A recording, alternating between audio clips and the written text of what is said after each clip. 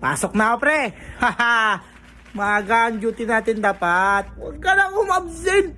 I-promote tayo ni boss. Wala ka talaga sa ayos mag-isip. Di ka marunong makaramdam. Ano ka ba? Operator? Ha? Head operator ka na. Ikaw, hindi ka rin napopromote. Matagal ka na sa trabaho mo. Ako bahala sa'yo. Bida-bida ka sa inyo, di ba? Team leader ka na. Ganyan mag-promote. Ikaw, gusto mo rin man-promote? Para sa lakad ng lakad.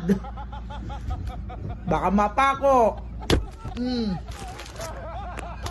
Pagmana ka na. Supervisor ka na. Di ba?